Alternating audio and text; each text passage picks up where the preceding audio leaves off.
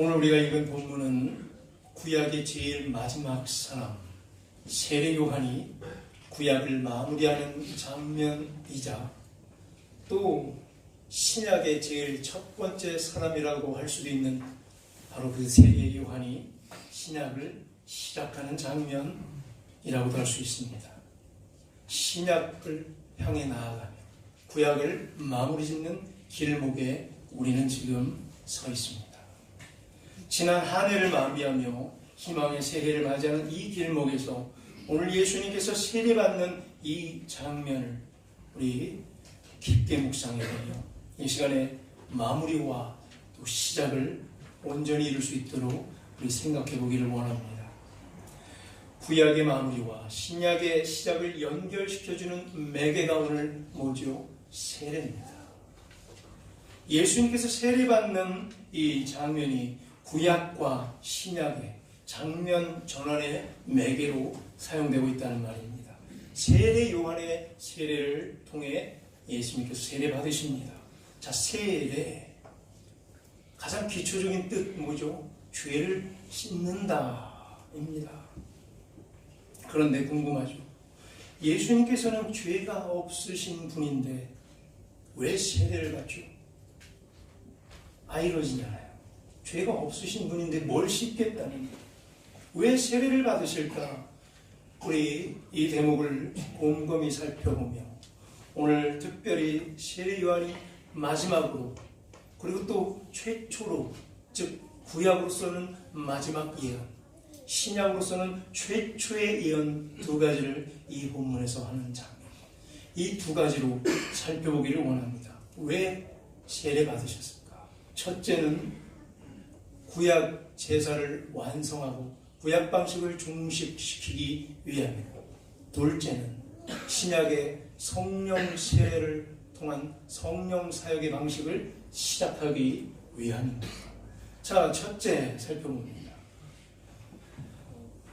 구약 제사 방식을 종식시키기 위해서 예수님께서는 마지막 어린 양이 돼서 모든 죄가를 전가받습니다. 죄 없으신 예수님께서 세례 요한의 세례를 받으심으로 세상의 죄가를 전가받으신 것입니다. 죄인과 자기를 일치시키는 것이죠. 눈에는 눈, 이에는 이. 출애굽기 21장에 나오는 원상회복법을 실현하고 계십니다. 즉 죄에는 죄. 죄를 구하시려 죄의 옷을 입으시는 모양새를 취하신 것이죠. 원상회복을 위하여 죄과가 범해진 우리 인간의 본성, 곧 육신을 입으셔야 했던 것이죠. 그래서 성육신에서 오셨습니다. 우리가 성탄절을 기쁘게 보냈죠. 성육신, 성탄이에요. 그리고 오늘 세례까지 이어서 받으신 것입니다. 인간이 자기가 지켜야 할 언약의 법을 못 지키니 하나님께서 대신 지키신 사건이죠. 인간이 마땅히 보여야 할 순종을 보이지 못하니까 대신 순종해 주신 사건입니다. 인간이 안 하니까, 인간이 못하니까 인간 대신에 하나님께서 친히 법을 지키시고 친히 순종하심으로 인간을 속량하신 것입니다. 이 얼마나 그 크신 사랑입니까? 속량, redemption. 헬라어로 ex agorazo라고 대신 값을 치러드린 거예요. 누군가 값을 못 치르니까 내가 대신 치러줄게. 이런 하나님의 사랑 앞에서 우리는 감히 해야 될 마지막 소리가 있습니다. 내가 지금까지 한 게 얼마인데. 절대 이 소리는 교회에서 하면 안 돼. 내가 지금까지 한 게 얼마인데. 예수님께서 이렇게까지 하셨는데 우리가 감히 어떻게 인간으로서 그런 말을 할 수 있습니까? 왜 하나님께서는 인간의 자리에 이렇게 오셨는지요? 알죠? 하나님께서 왜 오셨죠? 물어보면 사랑하기 때문입니다. 우리를 사랑하기 때문에 오셨죠? 라고 우리 다 대답하죠. 요한복음 3장 16절 그렇죠. 하나님이 세상을 이처럼 사랑하사 독생자를 주셨으니 이는 그를 믿는 자마다 멸망치 않고 영생을 얻게 하려 하십니다. 사랑 때문에 독생자를 주셨다고 합니다. 독생자를 준다는 의미는 하나님께서 친히 인간의 자리로 내려오셨다는 말과 똑같습니다. 독생자를 주셨다. 인간의 자리로 오셨다. 내려오셨다. 누구를 시키지 않고 직접 친히 인간의 자리로 내려오신 것입니다. 굳이 안 그래도 되는데 말이죠. 천군과 천사를 호령할 수 있는 분께서 뭐하러 직접 내려오셨습니까? 인간의 자리로 천사를 호령하지 그랬어요. 사랑의 방향을 보여주기 위함이라고 그랬죠. 내려오는 방향, 사랑의 방향은 내려오는 방향입니다. 내려오는 것이 사랑입니다. 다른 말로 충성이라고 합니다. 구약성경 히브리어로 헤세드입니다. 구약성경 전체의 주제 헤세드, 바로 사랑. 다른 말로 번역하면 더 정확한 말은 충성. 충성 또는 사랑, 헤세드. 어떤 뜻이라고 그랬죠? 정확히 이런 뜻이에요. 굳이 안 그래도 되는데 높은 위치에 있는 자가 낮은 위치에 있는 자를 향해 자세를 낮추고 수고하여 그를 섬긴다는 의미가 바로 헤세드, 충성입니다. 구약성경 내내 보여준 헤세드, 그 중에 최고봉이 뭡니까? 바로 이 장면. 구약의 마지막 장면이자 신약의 첫 장면.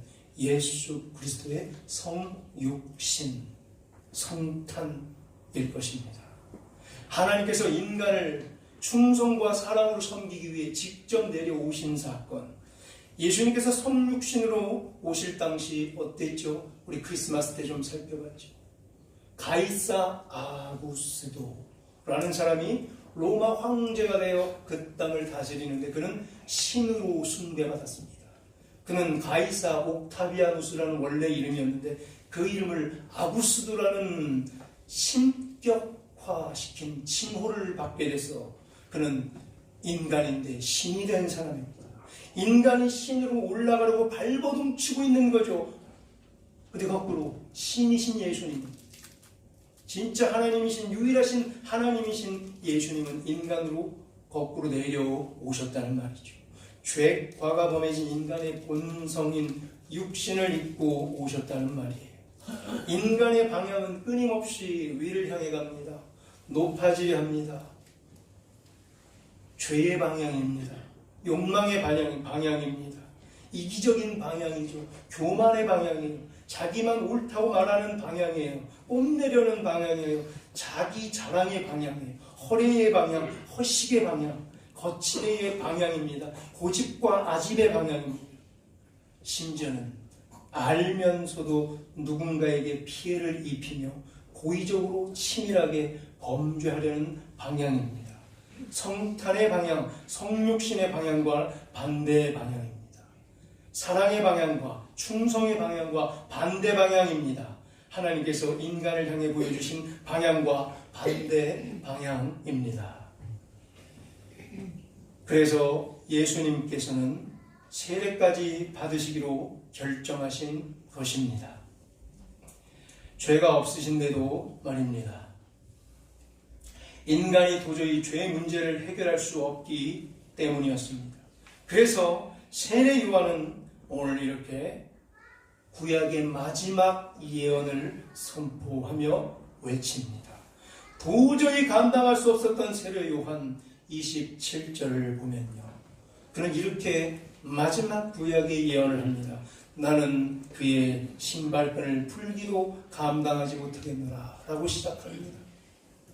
나는 그의 신발끈을 풀기도 감당하지 못하겠노라. 그가 하나님의 아들임을 이미 잘 알고 있었던 세례 요한은 예수님께서 세례 받으시려고 서 계시니 자신이 신에게 세례를 베풀기가 감당하지 못할 것이다. 내가 어떻게 하나님께 세례를 감히 베풀겠는가? 도저히 감당할 수 없었단 말이죠. 자, 구약일 때 팔레스타인 전통에 손님이 찾아오면 하인이, 종이 무릎을 꿇고 손님의 발을 닦습니다. 신발끈을 풀러야 되죠. 발을 닦아주고 있어. 그 신발끈 풀 종의 위치조차 감당될 수 없는 자신을 낮추는 표현. 거꾸로 예수님을 그만큼 높이는 표현이죠. 그만큼 높으신 하나님이신 예수 그리스도의 위치를 말해주고도 있습니다. 또한 죄가 없으신 신께서 죄의 옷을 입어 세상의 죄를 전가받으려는 이 장면, 방금 이 장면, 죄를 전가받으려는 이 장면, 흠결 없는 예수님께서 죄의 옷을 입으려는 이 장면을 감당할 수가 없었습니다. 눈에는 눈, 이에는 이, 죄에는 죄. 인간의 죄의 문제가 도저히 해결되지 않았기에 예수님께서는 죄를 전가받으시기로 결정하신 것입니다. 그것이 오늘 세례예요. 우리 모두 지은 이 죄, 우리 모두의 죄 문제입니다. 죄 짓지 맙시다. 죄 짓지 맙시다. 아멘 하면 안 돼요. 누가 감히 죄를 안 지을 수 있어요? 이런 거는 도저히 요구해서는 안 돼요. 죄 짓지 맙시다. 죄 짓지 맙시다. 죄 지으면은 이런 말 같죠. 당신이 이거 잘못했잖아. 이렇게 가는 거예요. 죄 짓지 맙시다는요, 접근이 잘못된 거예요. 죄를 짓지 아니할 수 없기 때문에. 우리 모두는 죄인이라면서요. 근데 또 죄 짓지 말래요. 해결할 수 있는 방법은 예수님께 죄를 전가시키는 것밖에 없는 거예요. 그럼 뭐라고 말해야 맞는 접근법이에요? 예수님께 죄를 전가시킵시다.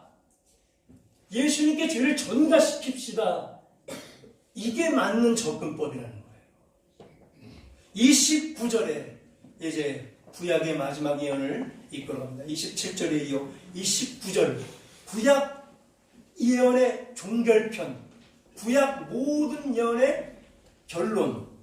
29절에 마지막 선지자 세례 예언은 이렇게 구약 예언을 종결합니다. 예수님께서 자신에게 나오심을 보고 그는 말합니다. 보라, 세상 죄를 지고 가는 하나님의 어린 양이로다. 다시 한번 읽어봅니다. 보라, 세상 죄를 지고 가는 하나님의 어린 양이로다. 이게 구약 성경의 마지막 예언입니다. 구약의 마지막 선지자 세례 요한의 예언은 뭐예요?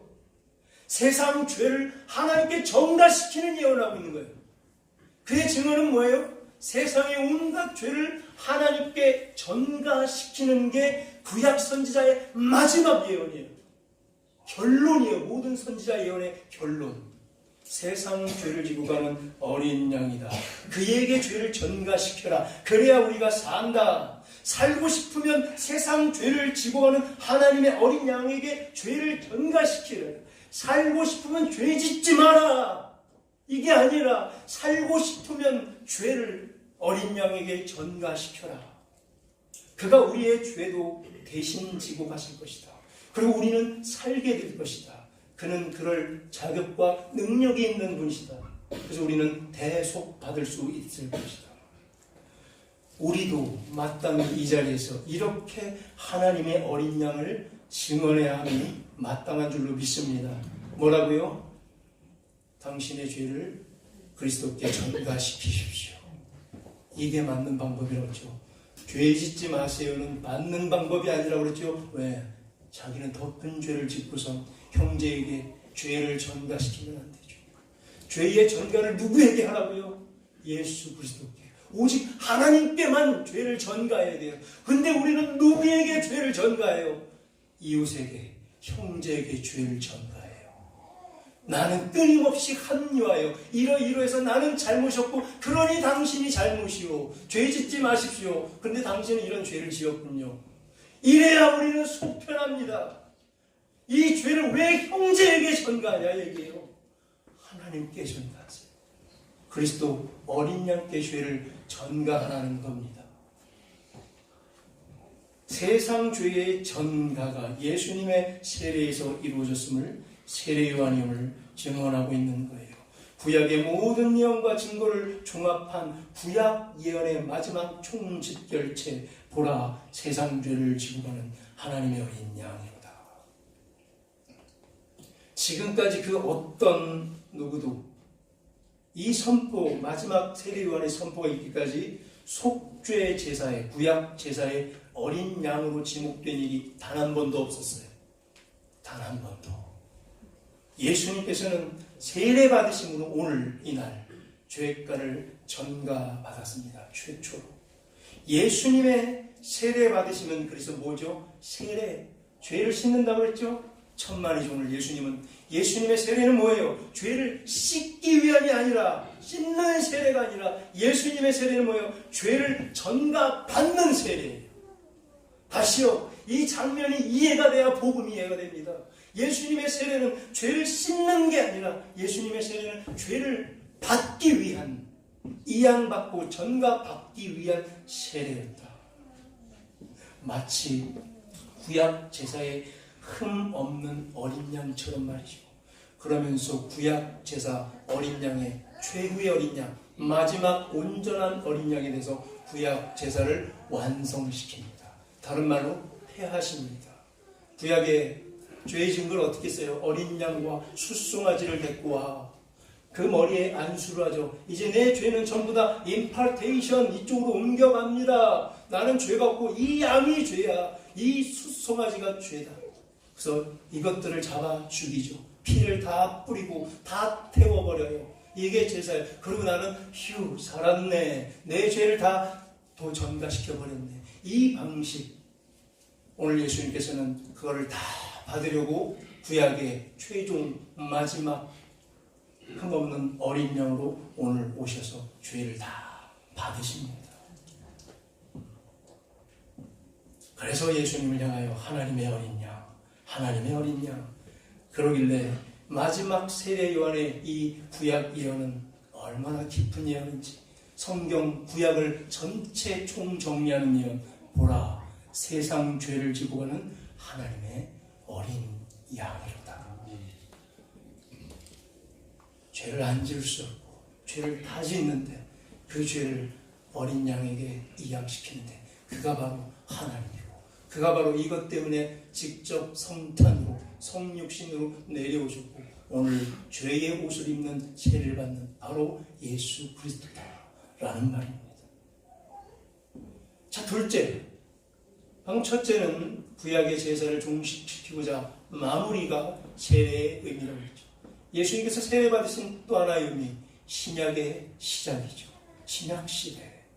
예수님께서는 요한에게 세례를 받으면서 오늘 물로 세례를 받는 우리 이 장면, 예수님께서 세례 장면. 그런데 물 세례를 세례 요한에게 받지만 예수님께서는 직접 성령 세례를 이후에 베풀기 위해서 오늘 세례의 장면에 서게 됩니다. 진짜 씻는다는 개념, 죄를 씻는다는 개념을 진짜로 설명하기 위해 26절부터 읽었는데 요한은 이렇게 말하죠. 뭐라고 말해요? 나는 물로 세례를 준다. 근데 33절에는 어떤 표현이 있어요? 요한은 또 말하죠. 그는 성령으로 세례를 베푼다. 뭐라고요? 요한은 물로 세례를 줄 수밖에 없어요. 근데 그는, 예수 그리스도께서는 성령으로 세례를 베푸시느니라. 예수님은 성령으로 세례를 베푼단 말이죠. 물 세례, 세례 요한이 했던 물 세례는 그림자고 모형입니다. 상징입니다. 한편 예수님께서 베푸시는 성령 세례는 진짜며 실체입니다. 실제예요. 물로 100번 씻는다고 해서 죄가 씻겨지지 않죠. 죄는 오직 성령 세례를 통해 씻겨지는 줄로 믿습니다. 이게 성령 세례예요. 성령 세례를 할 때 많은 신비주의 계통 교파에서 이것을 방해하려고, 혼미케 만들려고 성령의 신비한 능력을 받는 거나 성령의 신비한 나타나심의 현상을 생각하도록 이상하게 주입시키죠.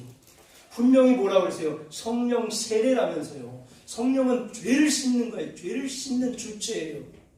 이것을 잘못 이해한 세례의 의미를 갖고 있어요. 성령 세례의 목적은 뭐라고요? 성령의 능력이 아니에요. 성령의 나타내심이 목적이 아니라 뭐라고요? 성령 세례의 주 목적은 죄 사함과 거듭남이 주 목적인 거예요.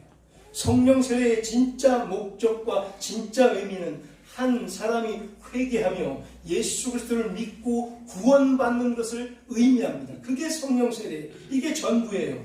성령 세례의 가장 큰 오해는 이미 구원받은 사람들이 나중에 또 불같은 성령 세례를 받아 방언과 신유와 예언 등의 특별한 은사를 체험한다는 것으로 오해하게 만드는 거예요. 따라서 성령 받았습니까? 라는 질문을 받으면 어떻게 대답해야 된다고 그랬어요? 받았습니다. 그럼 끝나는 거예요. 언제 성령 받았어요? 예수님을 영접해줄 때 성령 세례를 받은 거예요. 성령 세례 받았습니까? 똑같은 질문은 뭐예요? 예수님을 진짜로 영접하셨습니까? 이 질문과 똑같은 거예요. 성령 세례 받았습니까? 똑같은 질문은 진짜 죄사함과 거듭남의 확신과 구원의 확신이 있으십니까? 아멘? 성령 세례 받은 거예요. 이 질문이라 똑같은 거예요. 사도 바울도 로마서에서 확증해 줍니다. 로마서 6장 4절에서 그러므로 우리가 그의 죽으심과 합하여 세례를 받음으로, 이때 세례는 성령 세례예요. 성령 세례를 받음으로 그와 함께 장사됐고, 성령 세례를 받음으로 죽었고, 이는 아버지의 영광으로 말미암아 그리스도를 죽은 자 가운데서 살리심과 같이 우리도 또한 새 생명 가운데 행하게 하려 합니다. 죽었다가 다시 살아난다. 뭐예요? 거듭남이에요. 죄 사해서 거듭남다가 성령 세례라는 거예요. 예수님께서는 이제 영접하는 자들에게 성령 세례를 베풀고자 오늘 세례를 받고 있습니다. 이게 신약 시대의 첫 출발이라는 거예요. 성령의 시대예요. 성령께서 직접 세례 주는 방식. 이 성령 세례를 통해서 성령께서는 이제 신약에는 어떤 패턴으로 나타나요? 내주하는 방식이라고 했죠. 구약 시절에는 없었던 방식. 신약 시절에 성령께서 내주하서 이 안에 거하는 방식. 구약에서는 성령께서 내주하지 않았습니다. 이제는 성령께서 내주하시면서 사역하십니다. 구약에서 성령께서 내주하셨다면 잘 생각해 보세요. 구약 성경에, 구약 시절에 성령께서 만약에 내주하셨다면 질문 드립니다. 그리스도 예수의 대속의 피가 필요합니까? 이미 성령이 하는데 그리스도께서 뭐하러 죽어요? 그 안에 있는 성령이 일을 다 하시면 되잖아요. 이해되셨죠? 그래서 구약 시절에는 성령께서 사역을 하고 일을 하되 머물러 안으로 들어오지는 않았어요. 이게 구약의 성령의 사역 방식이었어요. 일하시다가 가셨어요. 그런데 이제는 성령께서 회개한 사람들, 예수 그리스도를 영접한 자들에게 들어와 버리세요. 그리고 절대 나가지 않는 방식, 이게 바로 신약 시대예요. 성령께서 내주하셔서 사역하는 시대라고 해도 틀림이 없습니다. 구원의 방식이 그럼 앞으로는 성령 세례로 이루어진다는 의미죠. 오늘 32절에 보세요. 세례 요한의 신약의 첫 번째 예언입니다. 아까 보라, 세상 죄를 지고 가는 하나님의 어린 양이로라는 구약의 마지막 예언이고요. 방금 여기 32절, 이것은 신약의 첫 번째 예언입니다. 바로 뭐냐면 성령이 비둘기같이 하늘로부터 내려와 그의 위에 머물렀다. 이게 세례 요한이 펼친 신약 성경 최초의 첫 예언입니다. 즉 뭐예요? 성령께서 머무른다.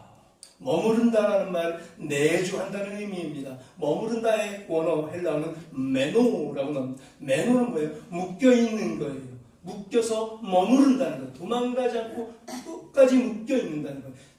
exist persistent, 끝까지 존재한다는 거예요. 영구하게, permanently하게 존재한다는 게 바로 내 주예요. 메노.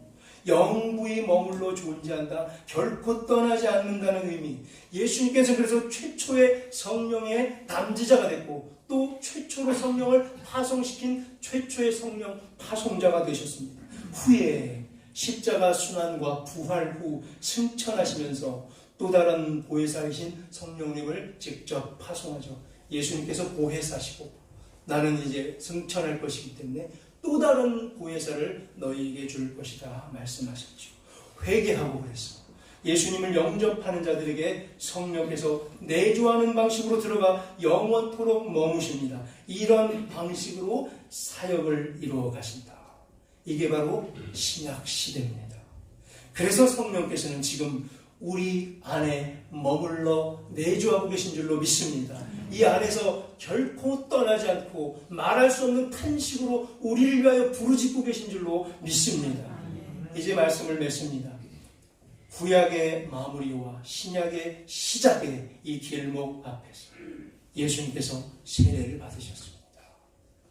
그리고 세례요한은 이 장면을 통해 두 가지 한 개는 구약의 마지막 예언, 한 가지는 신약의 최초의 예언을 통해 그 이유를 분명히 밝히셨습니다. 예수님께서 세례 받으신 이유를 말이죠. 첫째는 뭐라고요? 구약의 마무리, 제사 제도의 종결, 마지막 예물 산 제물로 어린 양이 되셔서 구약 시대를 종결시키는 것. 모든 죄를 다 전가 받으시려고 세례를 받으셨다. 두 번째, 신약의 시작, 성령 세례를 앞으로 베풀고 성령에 내주하는 방식으로 신약 시대를 이끌어가겠다는 이 예언한데, 자, 예수님의 사역은 보니까 시작이 세례를 통해서 공생에 이제 시작되죠. 또 예수님의 공생의 사역의 마무리도 어떻게 되죠? 세례를 부탁하면서 마무리를 하고 계십니다. 예수님께서 승천하기 바로 직전에 마태복음 28장 19절 20절에서 지상 명령을 제자들에게 주며 이렇게 말씀하시죠. 그러므로 너희는 가서 모든 민족을 제자로 삼아 아버지와 아들과 성령의 이름으로 세례를 베풀고 내가 너희에게 분부한 모든 것을 가르쳐 지키게 하나 볼지어다 내가 세상 끝날까지 너희와 항상 함께 있으리라 하십니다. 아멘. 세례를 부탁하셨어요. 세례를 명령하셨어요. 자, 그럼 여기 세례는 뭐죠? 물 세례입니까? 우리에게 부탁한 게 물 세례예요? 성령 세례예요? 물 세례죠? 우리가 어떻게 인간끼리 성령 세례를 줍니까? 성령 세례를 주는 자는 바로 내가 이단입니다 하는 소리예요. 어떻게 인간이 인간에게 성령 세례를 줘요? 내가 영이 충만하니까 쫙 하면 성령이 이런 방식이 아니에요. 세례, 성령 세례는 반드시 죄사함과 거듭남과 구원의 확신을 주기 위해서만 성령 세례를 하나님께서 주세요. 우리가 하는 방식은 뭐예요? 물 세례예요. 즉 교회를 어떻게 부흥시키라는 거예요. 교회 부흥시키는 방법이 뭐란 얘기예요? 세례를 주는 방식이에요. 부활절에 우리가 세례를 주고 추수감사주의를 앞서 또 세례를 주죠. 세례 몇 명 줬느냐가 관건이라는 얘기예요. 큰 건물 지어놓고 수평 이동해서 부흥하는 방식이 아니라 세례를 주는 방식으로 부흥하는 우리 부성교회 되기를 원합니다. 그러려면 나가서 전도해야 돼요. 구역예배를 통해서, 교제를 통해서, 친교를 통해서 많은 사람들을, 믿지 않는 불신자를 여기로 데리고 와서 세례를 받게 만들어야 되는 거예요. 하나님께서 성령 세례를 주실 것이고 우리가 물 세례를 주는 방식으로 세례 교인을 만들어가는 방식으로 부흥시키라는 말입니다. 예수님께서는 교회들에게 이렇게 물 세례를 베풀 것을 책임으로 남기시려고 명시하셨습니다. 이 명령들을 모든 곳으로 펼쳐가야 하며 또 세상 끝날까지 수행하라고 했습니다. 예수님 다시 오실 그날까지 아니면 우리의 생명이 끝나는 날까지 계속해서 이 작업을 하래. 뭘? 세례 주는 작업을 말이죠. 계속해서 전도하고 또 복음 믿게 만들고 죄인을 회개시켜서 세례 주는 방식으로 부흥하는 우리 부속교회 되기를 간절히 바랍니다. 이제 한 해를 마무리하고 새해를 시작하면서 우리 기초를 생각해 봅시다. 첫 내가 물 세례 받았을 때의 감격, 곧 유아 세례 받고 입교했을 때의 그 감격을 떠올려 봅시다. 우리의 죄를 지고 가시는 어린 양 예수를 영접했던 순간 기억나십니까? 눈물 콧물 다 흘렸던 그 순간 기억이 납니까? 왜 이렇게 눈물이 흘렀는지, 왜 이렇게 죄가 많이 떠올랐는지 그때 회개했던 심정 다시 찾고 우리 2009년 새로운 출발해 봅시다. 기초 앞에서 다시 새롭게 영접했던 그 마음을 떠오르고 우리의 죄를 다 오직 우리 구주 예수 그리스도 어린 양, 하나님의 어린 양께만 전가시킵시다. 그럼 간단해져요. 그에게 죄를 전가시키면 되는데 우리가 믿음이 부족하여 이 죄를 누구에게 전가시키는 거예요? 형제와 이웃에게 자꾸만 전가를 시켜서 당신 이거 잘못했고 당신은 저거 잘못했잖아. 당신은 저거 잘못했잖아. 이래야 내 마음이 편해지는 거. 그 사람한테 죄를 전가시키면 뭐합니까? 아무 능력이 없는 자예요. 오직 죄의 전가는 살아계신 하나님 어린 양 예수 그리스도께 죄를 전가시켜야 마땅합니다. 그 죄를 다 해결할 수 있는 능력의 예수님께서 우리를 사랑한다는 이 확신을 가지고 다시 2019년도 새로운 시작 앞에 서보기를 간절히 축원합니다. 기도하겠습니다.